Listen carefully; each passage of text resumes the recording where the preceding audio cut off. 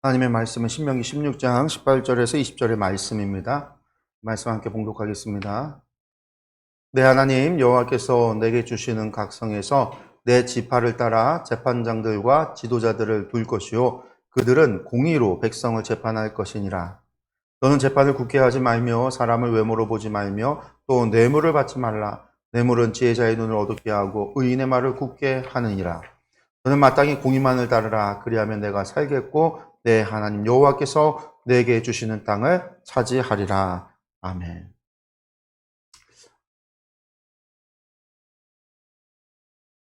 우리가 오전에 함께 왔던 신명기 16장 18절에서 20절의 말씀을 다시 한번 봤습니다. 오늘 이 시간에는요, 공의의 하나님이라는 제목으로 다시 한번 이 말씀을 통해서 하나님의 공의하심에 대해서 우리가 다시 한번 생각해 보려고 합니다. 오늘 말씀은요, 신명기의 율법, 그 중에서도 우리가 이제 지난주에는 절기에 관한 것들을 봤잖아요. 절기에 관한 것이 끝나고 나서 이제 사회법에 대한 부분들이 나오는데, 여기 첫 번째가 재판에 대한 이야기를 하고 있어요. 재판장에 대한 이야기. 재판장들을 너희가 사는 땅에서, 너희가 사는 성읍에서 세울 것인데, 그 재판장들은요, 무엇을 해야 되냐면, 하나님의 율법을 가지고 백성들 사이에 시시비비를 가려야 되는 거죠. 옳고 그름을 가려야 된다라는 거예요. 옳고 그름을 가르기 위해서는요, 재판장이 먼저 하나님의 율법에 대해서 정통할 뿐만 아니라 바른 판단을 해야 된다라는 거예요. 근데 법이 아무리 옳다라고 해도 그것을 갖다가 가지고 판결하는 사람이 굽어 있다라고 한다면 그 사람이 잘못된 왜곡된 시선을 가지고 있다라고 한다면은요, 그 재판은요 반드시 불공정할 수밖에 없어요.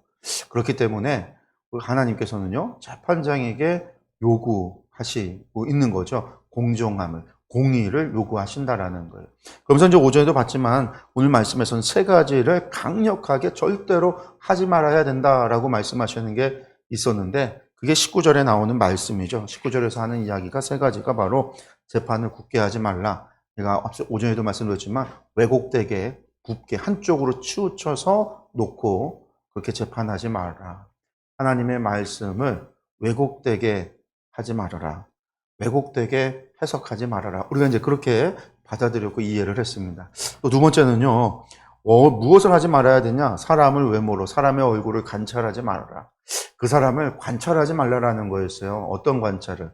무엇에 관심을 두지 말라? 그 사람의 배경과 지위와 재력과 권력과 이런 것들에 관심을 두고 그것들을 관찰해서 이 사람은 누구인가? 이 사람은 어떤 배경을 가지고 있는가? 라고 하는 것들을 따지서는 안 된다라고 그랬고 세 번째는 뇌물을 받아서는 안 된다라는 거죠. 여러분들 나중에 하나님께서 선지자들을 통해서 이스라엘의 멸망에 대해서 예고하실 때요. 이스라엘이 586년의 멸망, 주전 586년의 멸망에 이르기 직전이 다르면요. 어떤 일들이 벌어지냐면 하나님이 선지자들 통해서 하시는 말씀이에요. 이 땅에 희귀하고 놀라운 일들이 벌어지는데 그게 뭐냐면요. 지도자들은요. 자기 권력으로 다스리고 제사장들은요. 뇌물을 따라서 재판한다라는 거예요. 뇌물 받고 재판한다라는 거예요. 그게 희귀한 일이라는 거죠. 놀랍고도 희귀하고 나라가 멸망에 이르는 길이라는 거예요. 여러분들 오늘 말씀에서 하나님께서 절대 금하고 있는 거 뇌물을 받지 말아라. 왜? 19절에 나오잖아요. 뇌물은 지혜자, 아무리 지혜로운 사람이라 할지라도 지혜로운 자의 눈을 어둡게 만들고 아무리 의인이라 할지라도 그 의인이 말을 굳게 만드는 힘이 있는 게 뇌물이라는 거예요. 그래서 이런 것들을 반드시 금해야 한다라고 말씀하셨어요. 그렇게 해야 재판장이 최소한 공정한 재판을 할 수 있다라는 거죠. 판단을 할 수 있다. 하나님께서 왜 이런 것들을 요구하실까? 우리가 이제 생각해 봐야 되는 거죠. 오전에도 말씀드렸지만 하나님께서 세우시는 이스라엘은 그냥 하나님의 나라, 이 땅에 세우는 다양한 나라들 가운데 또 하나의 나라를 만드는 게 하나님의 계획이 아니란 말이에요. 세상 나라들이 있지만 그 세상 나라와 다른 구별된 나라를 하나님께서 만드시는데 그 하나님이 만드시는 나라는요. 사실은 하나님 나라, 천국의 모형이에요. 그래서 이 땅에서 하나님 나라 천국을 우리가 경험하게 함으로 말미암아 하나님의 나라 백성으로 사는 것이 얼마나 복된지, 얼마나 그것이 행복인지, 그것이 얼마나 즐거움인지를 이 땅에서 맛보고 경험할 수 있도록 하기 위해서 하나님께서 이 땅에 하나님 나라의 모형으로서 이스라엘을 두었단 말이에요. 그게 지금 오늘날에 지금은 하나님의 나라 이스라엘이 신약에 와서는 교회가 된 거죠. 이 교회를 통해서 우리가 하나님 나라를 경험할 수 있도록 하나님의 나라, 형제가 형제를 사랑하고 서로가 공평하고 공의로움을 맛볼 수 있도록. 그리고 성교학에서 그런 얘기를 해요. 성교학에서 하나님의 나라에는요, 원심력이라는 게 있고, 구심력, 그러니까 끌어당기는 힘이 있고 팽창하는 힘이 있다라는 거예요. 이게 뭐냐면 하나님의 나라는요, 항상 모였으면 주님의 복음을 전하기 위해서 나라를 확장하고자 하는, 세상에 이 땅에 하나님의 나라를 세우고자 주의 복음을 전하고 하는 그런 팽창력이 있다라는 거예요. 뿐만 아니라 하나님의 나라는요, 세상 사람들을 끌어당기는 원심력이 있다라는 거예요. 끌어당기는 힘이 있다라는 거예요. 그래서 사람들이 소문만 듣고도 하나님의 나라를 사모하고 나도 그 나라 백성, 그 하나님을 섬기는 사람이 될 거야 라고 하는 그러한 힘이 있다라는 거예요. 우리가 구약 성경을 보다 보면 그런 이야기들을 보잖아요. 기생 라합이 소문만 듣고 나도 여호와 하나님을 섬기겠다. 내 민족을 버리고 내 우상을 버리고 나는 하나님을 섬기는 사람이 되겠다. 여러분이 룻이 자기 고향을 버리고 그 모습을 버리고 하나님의 백성, 어머니의 백성이 나의 백성이 되고 어머니의 하나님이 나의 하나님이 되겠다고 찾아오는 그런 일이 벌어진다라는 거죠. 솔로몬에게 하나님께서 큰 놀라운 복을 내렸을 때 그 소문이 어디까지, 시바까지 가서 스바 여왕이 그 소문을 듣고 그 소문을 눈으로 보기 위해서, 솔로몬을 만나기 위해서 그 먼 거리를 배를 타고 찾아오고 육지를 걷고 그 장거리 여행을 통해서 나오는 이유는 하나님이 그와 함께하고 있는, 하나님이 함께하는 나라에 대한 소문을 듣고 사모함을 줘서 끌어당기는 힘이 있었기 때문에 왔다라는 거예요. 여러분들, 그래서 그 스바라는, 에티오피아라는 나라가 스바 여행을 통해서 하나님을 믿기 시작했고, 그 에티오피아의 내시가 사도행전에 보면은 절기 때 예루살렘에 찾아오고, 그래서 절기를 지키고 거기에서 성경 이사야서를 구입을 해서 돌아가는 이야기들을 우리가 볼 수 있다라는 거죠. 그래서 성경에서 말하기를, 선교학에서 말하기를 하나님의 나라가 그런 팽창력이 있고 그런 끌어당기는 원심력이, 구심력이 있다라는 거예요. 그 가운데 하나가 하나님께서 왜 어떻게 끌어당기느냐? 하나님의 백성들을 복을 주셔서, 하나님의 나라가 이 땅에서 만드는 하나님의 그 이스라엘이 하나님 나라의 모형으로서 세상 사람들이 사모하고 세상 사람들이 꿈꾸고 세상 사람들이 가기를 소원하는 그런 유토피아의 모습과 같은 그런 모습의 나라로서 이 땅에 존재할 수 있도록 하나님께서 그렇게 복을 주시고 그러한 나라를 만드신다라는, 그걸 통해서 이루고자 하는 것은 세상 사람들이 부러워서 하나님의 백성이 되기 원하여 몰려오는 그런 일들을 이루신다라는 거예요. 그러면 그런 나라가 되기 위한 조건 가운데 하나가 뭐냐? 모두가 평등하다라는 거죠. 하나님 나라에서는 모두가 평등하다라는 거예요. 지도자가 있고 지도받는 백성이 있는 게 아니라, 통치자가 있고 통치받는 자들이 있는 게 아니라, 귀족이 있고 평민이 있는 게 아니라 모두가 하나님의 나라의 백성으로서 형제고 자매라는 거예요. 사실은 그게 지금 광야를 가는 공동체, 광야 생활을 했던 공동체들 가운데 더했어요. 왜? 이방인들조차도 자신들의 형제고 자매였단 말이에요. 나아가 그들이 한 지파를 이끄는 수장이 되는 경우도 있었어요. 우리가 잘 아는 갈렙이라고 하는 사람, 그모스 사람, 그나스 사람, 갈렙. 이 사람은 에돔 사람, 에돔 출신이란 말이에요. 에서의 자손이에요. 야곱의 자손이 아니라 에서의 후손이에요. 그런데도 불구하고 유다 지파의 지도자가 되는. 그 사람들에 대해서 편견의 눈을 가지고 그 사람들을 이방인이라고 배척하고 그들을 갖다가 나와 다르다라고 갈라서지 않고 그들 모두를 함께 품고 그들이 유다지파에 배속되어졌을 때 함께 유다지파 사람들로서 그들이 살았다라는 거죠. 그런데 그게 하나님의 나라예요. 그렇지만 그 나라에서도 사람 살다 보면 분쟁이 있을 수 있으니까, 다툼이 있을 수 있으니까. 물론 종교적인 것은 제사장들이 판단을 하죠.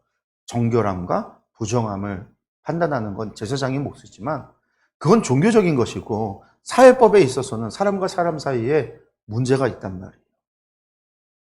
그래서 눈에는 눈, 이에는 이, 이와 같은 법이 하나님이 만들잖아요. 왜 눈에는 눈, 이에는 이예요?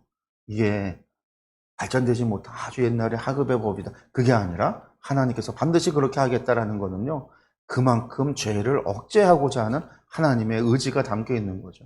근데 그런 문제가 발생했을 때 그런 것들을 해결하는 사람들은요, 필요하다라는 거예요. 그래서 하나님께서 재판장을 세우시는 건데, 그런 재판장들이 결코 사람들의 어떠한 지도층이 아니라는 거. 오늘 성경에도 재판장과 지도자를 선택하라라고 세워라라고 되어져 있으니까 지도자들, 통치자들이라고 생각하지만 아니다. 아침에도 말했죠. 쇼테림이라고 하는 게 재판을 돕는 사람들. 그러니까 재판장과 재판을 돕는 사람들. 함께 재판을 이끌어가는 사람들이 지금 재판장과 지도자라고 번역이 된 쇼페팀과 쇼테림이라고 하는 사람들이에요.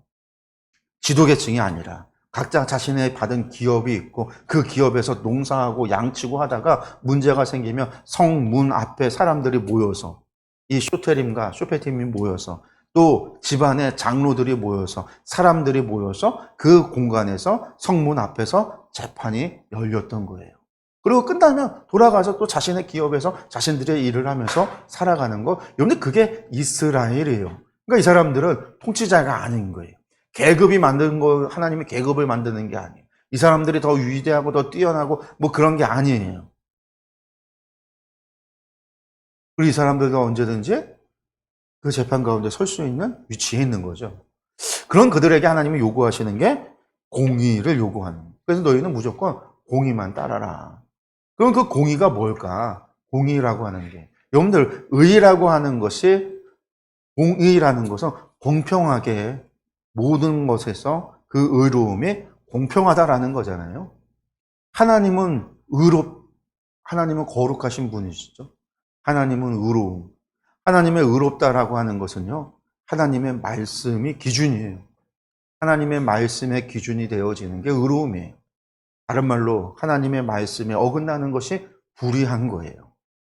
세상의 도덕적인 잣대와 기준이 아니라 하나님의 말씀 앞에 말씀에 맞는 것이 옳은 것이고 하나님의 말씀에 어긋난 것이 불의한 것. 그 하나님의 말씀이 모든 사람들에게 공평하게 적용되어질 때 하나님의 의가 공의로워지는 거예요. 공평하다라는 거죠.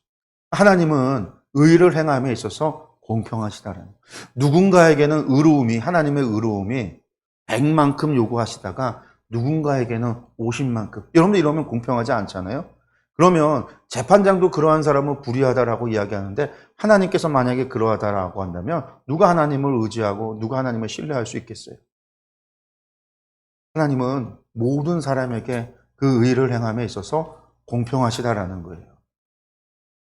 그게 어디에서 나타나느냐? 오늘 말씀 신명기서 말고요. 나눠드린 유인물에 로마서 3장 21절에서 26절의 말씀도 제가 실었는데 우리 로마서 3장 21절에서 26절의 말씀을 한번 보겠습니다. 함께 읽겠습니다. 이제는 율법 외에 하나님의 한 의가 나타났으니 율법과 선지자들에게 증거를 받은 것이라. 곧 예수 그리스도를 믿음으로 말미암아 모든 믿는 자에게 미치는 하나님의 의인이 차별이 없느니라. 모든 사람이 죄를 범하였음에 하나님의 영광에 이르지 못하더니 그리스도 예수 안에 있는 속량으로 말미암아 하나님의 은혜로 값 없이 의롭다 하심을 얻은 자 되었느니라.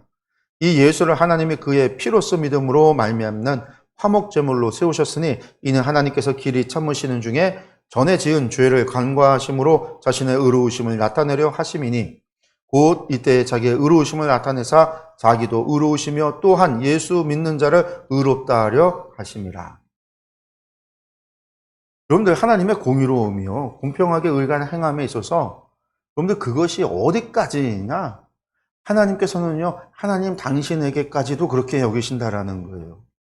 인간에게 하나님께서 인간의 죄의 삭시, 죄의 벌이 죽음이다라고 했을 때 누군가에게는 죽음을, 누군가에게는 영생을, 생명을 이러면 공평한 게 아니란 말이죠. 그리고 죄 없다라고 그냥 그래 너 죄 없다고 여길게 라고 한다면 이 또한 공평한 게 아니에요. 하나님께서 그러한 부분을 해결하고자 어떻게 하셨다? 당신이 친히 인간의 모습으로 이 땅 가운데 오셔서 예수 그리스도로 이 땅 가운데 오셔서 친히 화목의 제물이 되어 주심으로 말미암아 그 죽음의 값을, 죄의 값을 죄 없으신 예수 그리스도를 통해서 치루심으로 말미암아 하나님께서 당신의 의의를 나타냈다라는 거죠. 당신의 의의가 공평함을, 그 공의를 나타냈다라는 거예요. 하나님은 당신에게조차 그 공의를 공의롭게 행하셨다라는 거예요. 하나님의 백성들을 위해서 모든 사람에게 그 공의를 행하셨다라는 거예요.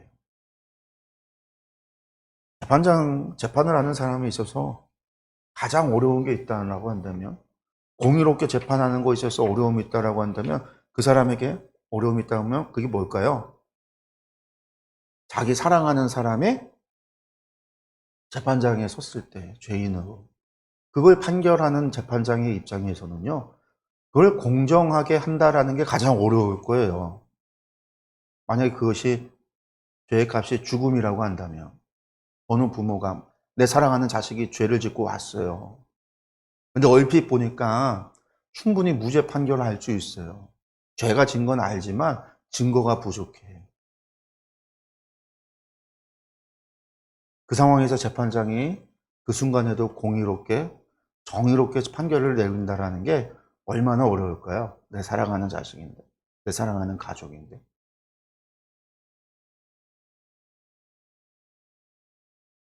아마 가장 어려운 판결의 순간일 거예요. 그 공의로움을 지킨다라는 게. 그래서 자기 자신에게까지 혹은 자기 가족에게까지 내가 살아가는 이에까지 정의롭고 공의로움을 행할 수 있다라고 한다면, 아, 저 사람은 어떤 순간에도 정의로운 판결을 내리겠구나, 공의로운 판결을 내리겠구나, 저 사람은 정말 공의롭구나 라고 하는 신뢰를 얻게 될 겁니다. 하나님께서는요, 예수 그리스도를 통해서 우리의 죄를 사하신, 예수 그리스도를 화목의 제물로서 우리의 죄를 사하시는 그런 은혜를 베푸시고 그러한 공의를 행하셨을 때 하나님께서는 당신의 의를, 공의로움을 드러내신 거예요. 그래서 세상 그 누구도 하나님의 공의로움에 대해서 불신하지 못하도록, 의심하지 못하도록 하나님을 신뢰할 수 있도록. 네, 하나님은 공의롭다. 하나님의 나라는 공의롭다. 하나님의 통치는 공의롭다. 하나님의 다스림은 공의롭다. 하나님의 심판은 공의롭다. 마지막 날 하나님의 심판이 이 땅 가운데 임할 때에도 그 심판은 공의롭다라는 거죠. 성경에 보면은요, 가끔 하나님의 그 공의로운 심판에 대해서 의심하는 사람들이 있어요. 선지자들조차도요. 하박국 선지자도 그랬어요. 그래서 하나님께서 어떻게 심판하는지 내가 저기 성로에 올라가서 내가 지켜보겠다고 하나님께 따졌어요. 그 따진 이유가 뭐예요? 이스라엘을 범죄하는데 왜 하나님 침묵하시냐라는 거였어요.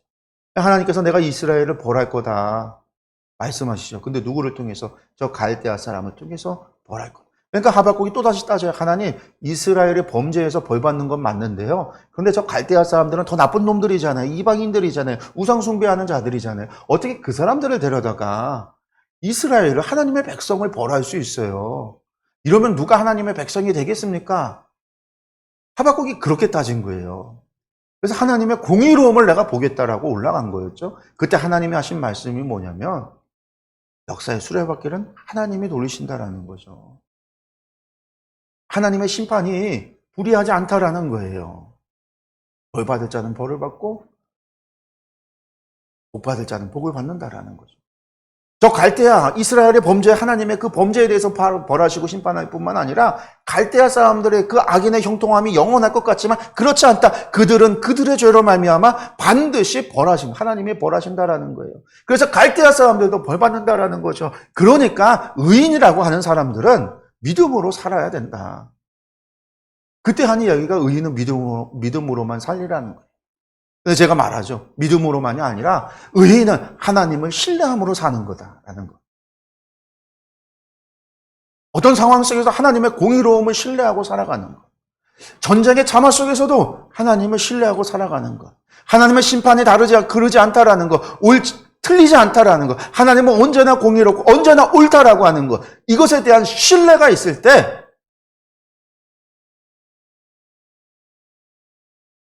그러한 심판 속에서, 하나님의 침묵 속에서도, 그런 전쟁 속에서도, 하나님의 심판 가운데서도 믿음이 흔들리지 않고 하나님에 대한 신뢰가 있을 때 하나님의 말씀대로 살아갈 수 있는 거거든요.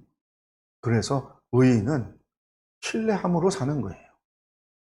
믿음으로 사는 거예요. 하나님을 믿음으로. 여러분들 이러한 질문은 하박국만 한 게 아니에요. 동시대를 살았던 예레미야도 바로 여호야김 시대 때 같은 질문을 해요.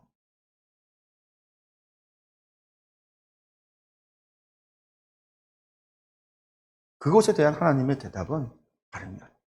공의의 하나님을 믿어야 된다. 사랑하는 성도 여러분, 하나님은요, 공의의 하나님이십니다. 어떤 순간에도 공평하시다라는 거예요. 언제나 옳다라는 거예요. 언제나 정의롭다라는 거예요. 그 이야기는 무슨 이야기냐? 하나님께서 우리를 인도하심에 있어서 우리를 인도하시는 그 길은요, 공의로움의 길이에요. 정의로움의 길이에요. 옳음의 길이라는 거예요. 하나님의 판단은요, 언제나 공의롭다라는 거예요. 언제나 옳다라는 거예요. 언제나 정의롭다라는 거예요.